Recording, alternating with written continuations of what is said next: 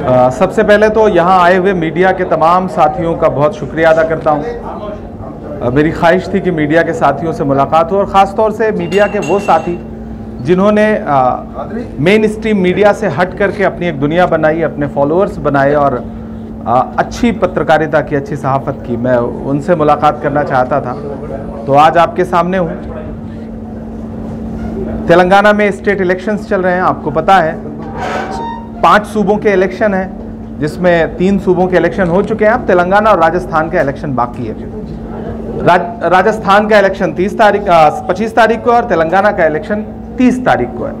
पूरे तेलंगाना में इस वक्त इलेक्शन सीधे सीधे बीआरएस बनाम कांग्रेस पार्टी है और बीआरएस का सपोर्ट करने के लिए पीछे से भाजपा का पूरा बैकअप है उन्हें, और यहाँ की जो लोकल पार्टी है उनका भी सपोर्ट है उन्हें। और कांग्रेस अकेले पूरी ताकत के साथ एक सुनामी की तरह पूरे तेलंगाना में जनसैलाब जो दिखाई पड़ रहा है, उसे मैं रूरल एरिया में भी जाके देख रहा हूँ और इधर ग्रेटर हैदराबाद के आसपास जो विधानसभाएं हैं, असेंबलीज हैं, वहाँ भी देख रहा हूँ।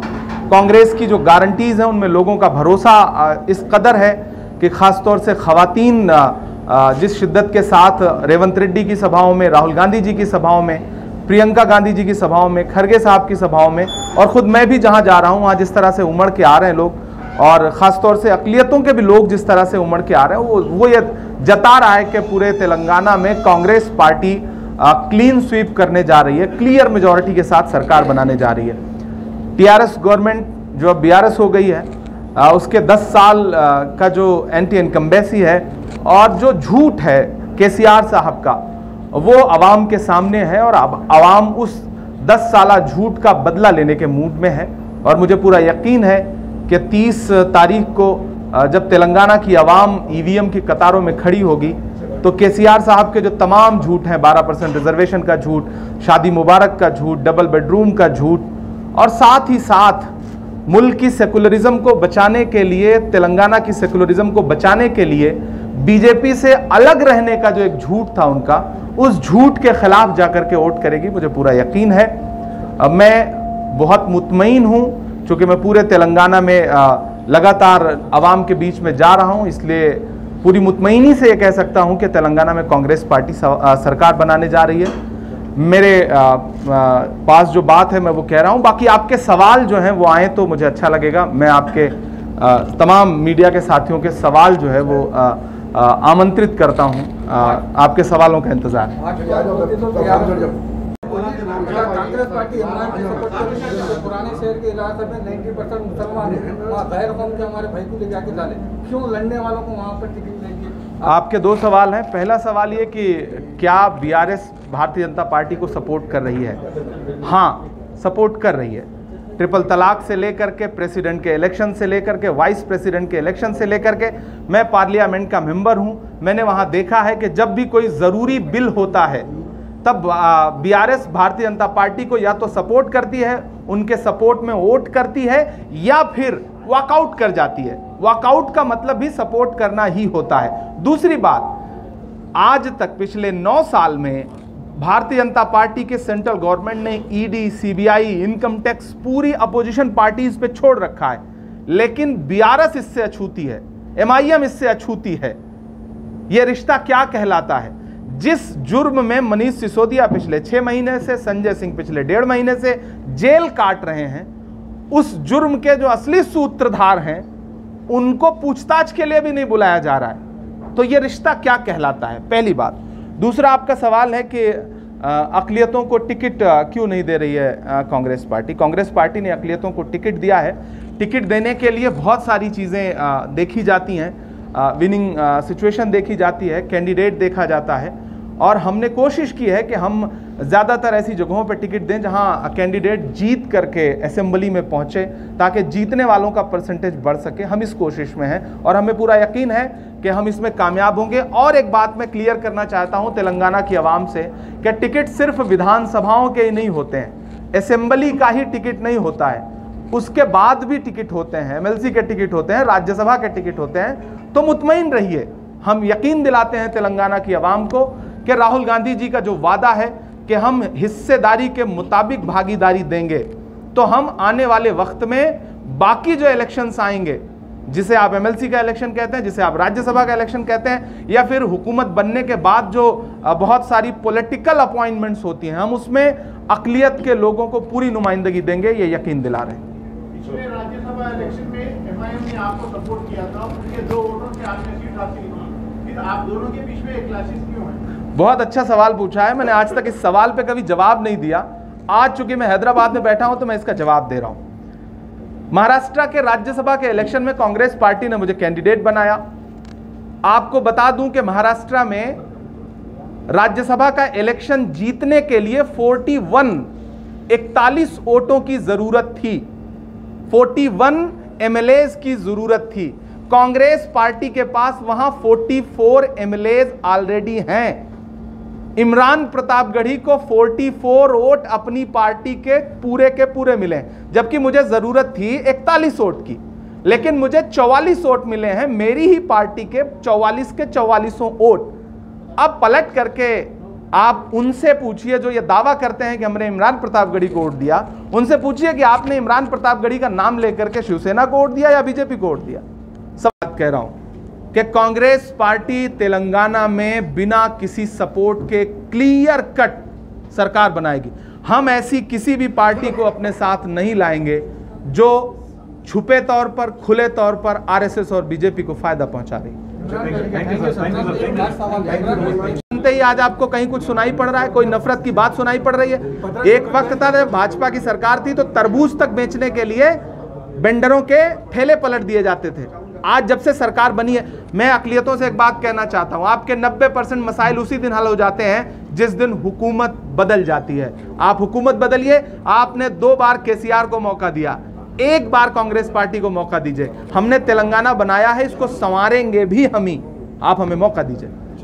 Thank you. मूट के नहीं कर रहे हम। आवाम का जो यकीन हमारी तरफ आया है, मैं रैलियों में जा रहा हूं, आप भी सोशल मीडिया के साथी हैं, आप देखें कि किस तरह से आवाम उमड़ के आ रही है हमारी रैलियों में। इसी बात से तो अंदाजा लगाया जाता है। तो हम ये जानते हैं कि आवाम का यकीन हम पे बहाल हो रहा है। जिस दिन हमारी सरकार बनती है, ये जो भी मामले हैं, वक्फ बोर्ड का इंक्रोचमेंट, आलेर का एनकाउंटर और भी बहुत सारे मसाइल हैं जिनको हम यहां कहेंगे नहीं, लेकिन हमारी कोशिश रहेगी कि हमारी हुकूमत बने तो हम उन तमाम मामलों में इंसाफ जरूर दिलाएं। किसी भी हुकूमत का पहला मिशन होना चाहिए कि मजलूमों को इंसाफ जरूर मिले।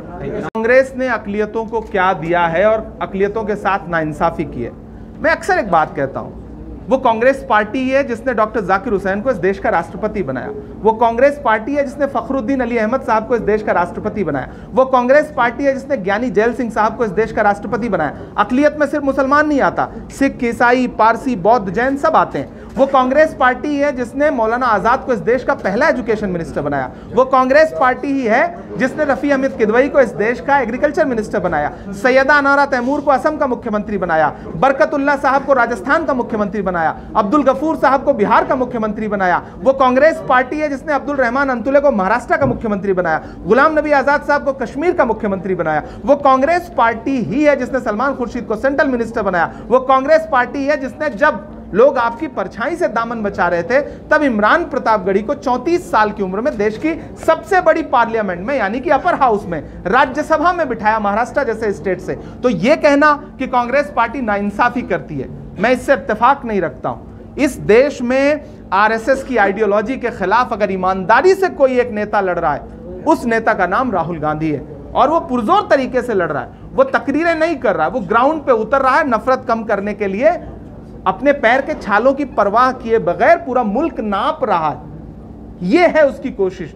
मैं यकीन दिलाता हूं कोई नाइंसाफी नहीं होगी। नाइंसाफी होगी तो हम सब लड़ेंगे। के दामन फैला करके वोट मांग रहे हैं, और हालत यह हो गई है कि दावे कर रहे हैं कि हजरत उमर फारूक रज़ियल्लाहु अन्हु के बाद अगर कोई इंसाफ पसंद नेता आया है तो केसीआर आए। ये दावे कर रहे हैं कि हम आपके लिए अल्लाह से लड़ जाएंगे। केटीआर ये बात कह रहे हैं। मुझे लगता है कि तेलंगाना की आवाम को एक बार यह सोचना चाहिए कि आपने किन लोगों के हाथ में हुकूमत दे रखी है जो इस तरह की बातें करते हैं, इस तरह गुरूर की बातें करते हैं। यह गुरूर भी है और आवाम के यकीन से खिलवाड़ भी है। मुझे पूरा यकीन है कि तेलंगाना की आवाम इन तमाम मगरूरियत भरे बयानों का बदला जरूर लेगी 30 नवंबर को। कांग्रेस को राष्ट्रीय चैनल पे एतमाद नहीं रहा, सोशल मीडिया प्लेटफॉर्म पे? नहीं, बिल्कुल। हमें देखिए, एतमाद होना अलग बात है और पहचान लेना अलग बात है। हमने नेशनल प्लेटफॉर्म के जो मीडिया चैनल्स हैं उनमें जो एजेंडा चलाने वाले एंकर बैठे हुए हैं, हमने उनको पहचान लिया कि किसका एजेंडा क्या है। हमने इसलिए उन्हें बॉयकॉट किया, लेकिन हमने चैनलों को बॉयकॉट नहीं किया। हमने एजेंडा चलाने वाले एंकरों को बॉयकॉट किया, पत्रकारों को नहीं। मैं उनको पत्रकार नहीं मानता। पत्रकार और एंकर में बहुत फर्क होता है। तो हमें देखिए, ये इंस्टीट्यूशन हमने बनाए हैं, मीडिया, जुडिशरी, बाकी जो एजेंसीज हैं, ये किसने बनाया? कांग्रेस पार्टी ने बनाया। हम उन इंस्टीट्यूशन को बचाना चाहते हैं, हम इसलिए उन्हें सुधारना चाहते हैं, इसलिए ये कवायद कर रहे हैं। बाकी मैं सोशल मीडिया के साथी उनका शुक्रिया अदा करूंगा कि आप लोग अच्छी पत्रकारिता कर रहे हैं और हुकूमतों के दबाव में नहीं है, बचे हुए हैं। मैं अक्सर एक बात कहता हूं कि एक परिंदा होता है, वो रात में जब सोता है तो अपनी दोनों टांगें ऊपर कर लेता है। उसे लगता है कि जब आसमान गिरेगा तो मैं अपनी टांगों से उसे रोक लूंगा। तो बहुत सारे लोग इसी तरह की जद्दोजहद में, उन्हें लगता है कि दुनिया में जो कुछ हो रहा है हम ही करेंगे, हम ही से हो रहा है। जबरदस्ती की क्रेडिट लेना बंद करिए। इमरान प्रतापगढ़ी को जिताने के लिए कांग्रेस पार्टी के 41 एमएलए प्लस 3 वोट हमारे पास एक्स्ट्रा थे, जो कि 44 के 44 44 वोट इमरान प्रतापगढ़ी को मिले हैं। यह झूठ बोलना बंद करिए। क्या 2024 के इंतखाबात कांग्रेस स्वीप करेगी? बिल्कुल जी, और अगर ऐसा होता है तो बिल्कुल स्वीप करेगी। मैं तो तेलंगाना की आवाम से एक बात मुसलसल कह रहा हूं कि ये जो तेलंगाना का असेंबली इलेक्शन है, ये महज इलेक्शन नहीं है, ये 2024 का सेमीफाइनल है। तेलंगाना हमें असेंबली इलेक्शन जिता के दे, यहाँ हमारी हुकूमत बना के दे। हम यहाँ की आवाम से वादा करते हैं कि 2024 में दिल्ली में कांग्रेस पार्टी और इंडिया अलायंस सरकार बनाएगी, इसमें कोई दो राय नहीं है, पहली बात। दूसरी बात कि तेलंगाना को हम क्या देंगे, आपका सवाल यह है। तेलंगाना ही हमने दिया है। तेलंगाना बनाने वाली कांग्रेस पार्टी है, तेलंगाना के मूवमेंट को एक्सेप्ट करने वाली कांग्रेस पार्टी है। तो तेलंगाना स्टेट हमने दिया है। जब उस स्टेट से हमें इतनी मोहब्बत है कि हमने अपने सियासी नुकसानात झेल कर भी स्टेट फॉर्म किया, स्टेट बनाया, तो आप अंदाजा लगाइए कि सोनिया जी के दिल में, राहुल गांधी जी के दिल में, खड़गे साहब के दिल में, पूरी कांग्रेस पार्टी के दिल में तेलंगाना को लेकर के कितनी हमदर्दी होगी। यहाँ असेंबली इलेक्शंस को लेकर के हमारा जो डिक्लेरेशन है, हमारे अलग अलग कम्युनिटीज से जो वायदे हैं वो आपके सामने, हमारा मैनिफेस्टो आपके सामने। पार्लियामेंट का इलेक्शन आएगा तो हम उसके लिए तेलंगाना के लिए अलग से कोशिश करेंगे कि कुछ डिक्लेरेशन लेकर के आएं, और वो उस टाइम पे हम बताएंगे। लेकिन हम इतना वादा करते हैं कि तेलंगाना हमें सरकार बना के दे, हम दिल्ली जीत करके तेलंगाना की झोली में डालेंगे। क्या कांग्रेस? बहुत अच्छा सवाल है और मुझे लगता है कि हैदराबाद में खासतौर से यह सवाल जरूर पूछा जाना चाहिए। पूरे हिंदुस्तान में बड़ी बड़ी तकरीरों के जरिए बताया जाता है कि हैदराबाद और तेलंगाना तो बिल्कुल महफूज है, जबकि ये वही तेलंगाना है, ये वही हैदराबाद है जहां 77,000 एकड़ जमीनों में से तकरीबन लगभग 60,000 एकड़ जमीनें या तो लूट ली गई हैं वक्फ की, या तो बेच दी गई हैं। बेचने वाले कौन हैं, लूटने वाले कौन हैं, किसका किसका हिस्सा है, अवाम समझती है, अवाम जानती है, हमें बताने की जरूरत नहीं है। में क्लियर कट ये बात कही है कि वक्फ बोर्ड की प्रॉपर्टीज पे जो इंक्रोचमेंट है वो हमारी पहली प्रायोरिटी है। हमारे आबाओ अजदाद की जो ज़मीनें हैं, अगर उन ज़मीनों को हुकूमत सही से संजो ले तो शायद अक़लियतों के तमाम मसाइल, तमाम डेवलपमेंट के इश्यूज़ उन ज़मीनों से आने वाले रेंट से या उन ज़मीनों के क्या जो रेवेन्यू होगा उनसे जनरेट हो सकते हैं। इसलिए हुकूमत बहुत संजीदा है। हम वादा करते हैं हमारी सरकार बनेगी तो हम वक्फ बोर्ड को हर वो ताकत देंगे जो तेलंगाना में वक्फ बोर्ड की ज़मीनों को महफूज रख सके। ये एकदम क्लियर कट हमारा वादा है और ये वादा हमने लिखित में किया है। ये हमारा वादा केसीआर की तरह झूठा वादा नहीं है। केसीआर ने झूठे वायदे किए, लेकिन आज हालत यह है कि वक्फ बोर्ड की जमीनें तो छोड़िए, वक्फ बोर्ड के जो कागजात हैं वो कहां सील पैक होकर के रख दिए गए हैं कि अगर आज कोई मीडिया का साथी या कोई आरटीआई लगाने वाला या कोई एक्टिविस्ट अगर चाहे कि वक्फ बोर्ड की प्रॉपर्टीज के कागजात उसे मिल जाएं तो यह हुकूमत उसे कागजात तक देखे जाने की इजाजत नहीं दे रही। आप सारे लोग इस बात से वाकिफ हैं। तो हम आपको मुतमईन करते हैं कि सरकार बनते ही वक्फ बोर्ड की प्रॉपर्टीज के तहफ्फुज के लिए हम पूरी जिम्मेदारी से काम करेंगे और इसकी जवाबदेही मैं खुद इमरान प्रतापगढ़ी खुद ले रहा हूं एज ए माइनॉरिटी डिपार्टमेंट के नेशनल चेयरमैन की हैसियत से, as a member of parliament की हैसियत से। जी ये बताइए कि माइनॉरिटीज क्यों कांग्रेस को वोट दी? सवाल अच्छा है। क्यों बोले तो माजी में यही लोग जो आज लैंड ग्रैबर जो वक्फ प्रॉपर्टी का आगे उसका सपोर्ट तो कांग्रेस ही करी थी। सवाल बहुत अच्छा है कि कांग्रेस को क्यों वोट करें। मैं पलट के एक सवाल पूछता हूं कि टीआरएस को माइनॉरिटीज ने क्यों वोट किया। कुछ वायदे थे, कुछ दावे थे, कुछ कहा गया था केसीआर साहब की तरफ से, एक भी वायदा सच्चा साबित नहीं हुआ। कांग्रेस वायदा नहीं कर रही है, लिख करके दे रही है, डिक्लेरेशन कर रही है प्रॉपर। पहली बार ऐसा हो रहा है कि अलग अलग कम्युनिटीज के लिए हम लिख करके बाकायदा डिक्लेरेशन कर रहे हैं कि हमारी हुकूमत आते ही हम ये करेंगे।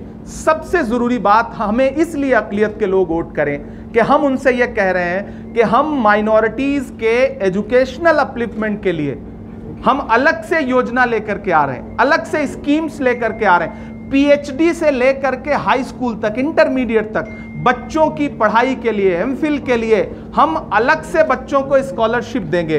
पहली बात कि हम तालीम के लिए अलग से बजट रखेंगे और सिर्फ बजट रखेंगे नहीं, उससे कोशिश करेंगे कि आवाम के बीच तक वो बजट पहुंचे भी।